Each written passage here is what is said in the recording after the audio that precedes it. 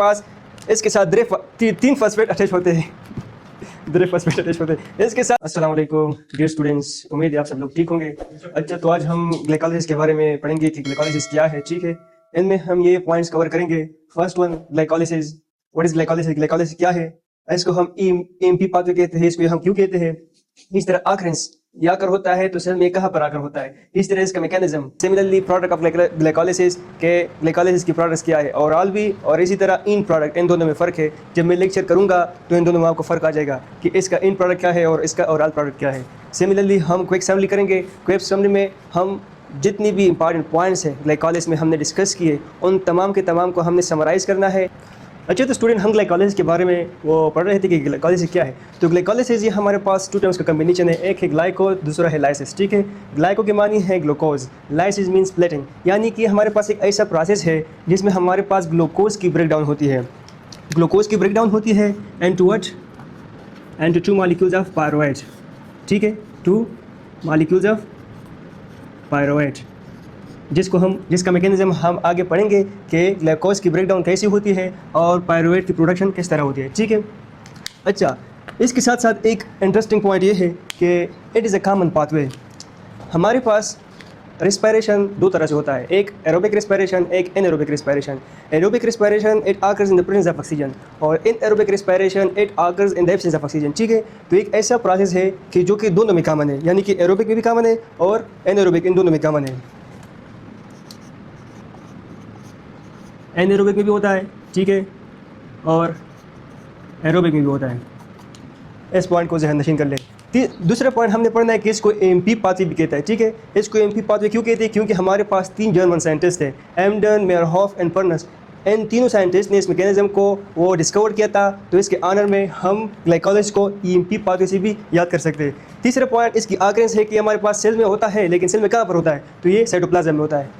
तो students, glycolysis में simply हमारे पास ग्लूकोज मॉलिक्यूल जो कि 6 कार्बन कंपाउंड पर मुश्तमिल होता है, उसकी ब्रेकडाउन, उसकी लाइसिस होती है 2 पायरुवेट मॉलिक्यूल्स और ईच पायरुवेट मॉलिक्यूल 3 कार्बन पर मुश्तमिल होता है। ठीक है, अब हम क्या पढ़ेंगे? अब हम इसकी मैकेनिज्म पढ़ेंगे। मैकेनिज्म 2 फेज में होते हैं, एक हमारे पास प्रिपरेटरी फेज और दूसरा हमारे पास ऑक्सीडेटिव फेज। प्रिपरेटरी फेज को हम एनर्जी इन्वेस्टमेंट फेज भी कहते हैं, क्योंकि इसमें हम एटीपी जो है एटीपी इन्वेस्ट होती है। ऑक्सीडेटिव फेज में हमें प्रोडक्ट्स मिलती है in the form of ATP and the form of NADH, जो कि रिड्यूस फॉर्म है। ठीक है, और तीसरा प्रोडक्ट इसका जो है वाटर। इसकी टोटल स्टेप्स जो है 10 स्टेप्स में होता है। तो आइए हम शुरू करते हैं प्रिपरेटरी फेज। प्रिपरेटरी फेज में हम ग्लूकोज जो है, तो ग्लूकोज एटीपी यूज होता है, एटीपी एनऑर्गेनिक फास्फेट बनता है। एटीपी का जो एनऑर्गेनिक फास्फेट है वो ग्लूकोज के 6 कार्बन कंपाउंड के साथ अटैच होता है और ग्लूकोज 6 फास्फेट बना देता है। क्या? Glucose 6 phosphate. फिर आइसोमेरेज के through glucose 6 phosphate fructose 6 phosphate में कन्वर्ट हो जाता है।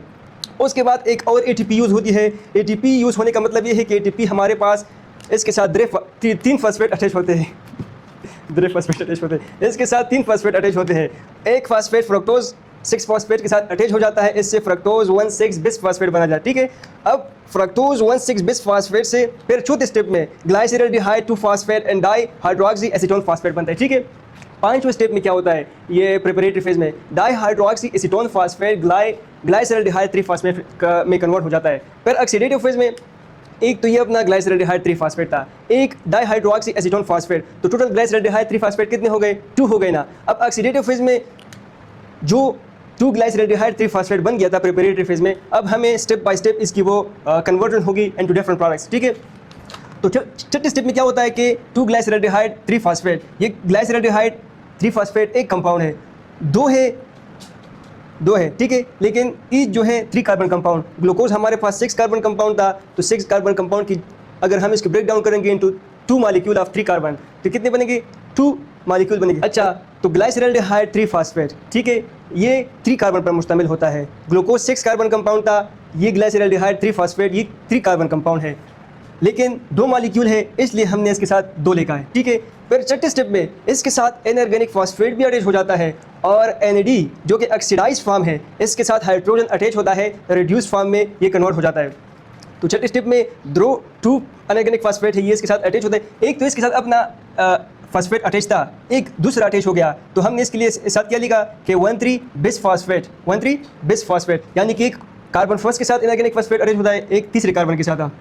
फिर 7वें स्टेप में हमारे पास ATP की प्रोडक्शन होती है। चूंकि ये 2 मॉलिक्यूल है इसलिए ईच मॉलिक्यूल से एक वाटर मॉलिक्यूल दूसरा वाटर मॉलिक्यूल, तो 2 ATP 2 वाटर मॉलिक्यूल की प्रोडक्शन। फिर 8वें स्टेप में 3 फॉस्फोग्लाइसरेट जो है वो 2 फॉस्फोग्लाइसरेट जो कि 2 कार्बन कंपाउंड है इसमें मुश्तमिल हो जाए। फिर 9th स्टेप में हमारे पास 2 वाटर मॉलिक्यूल की प्रोडक्शन होती है। एंड 10th स्टेप में क्या होता है, फास्फोइनोल पायरुवेट, इसकी पायरुवेट में कन्वर्जन हो जाती है, जो कि पायरुवेट हमारे पास 2 कार्बन कंपाउंड है। क्या है? 2 कार्बन कंपाउंड। तो इसमें जो मेन समराइजेशन मेन पॉइंट्स है वो मैं आप लोगों को वो बताऊंगा कि क्या क्या है। एक तो ये है कि इसका मैकेनिज्म 2 स्टेप्स में होता है, एक प्रिपरेटरी फेज, दूसरा ऑक्सीडेटिव फेज। इसका इन प्रोडक्ट क्या है? पायरुवेट, जो कि 2 कार्बन कंपाउंड है, लेकिन कितने पायरुवेट बनते हैं? 2 पायरुवेट बनते हैं। इस तरह इसमें 2 वाटर मॉलिक्यूल की प्रोडक्शन, 2 ATP की प्रोडक्शन और 2 NADH की प्रोडक्शन। और इसी तरह इसको हम ये कहाँ पर होता है? ग्लाइकोलाइसिस, ये साइटोप्लाज्म में होता है। Okay, this was all about glycolysis.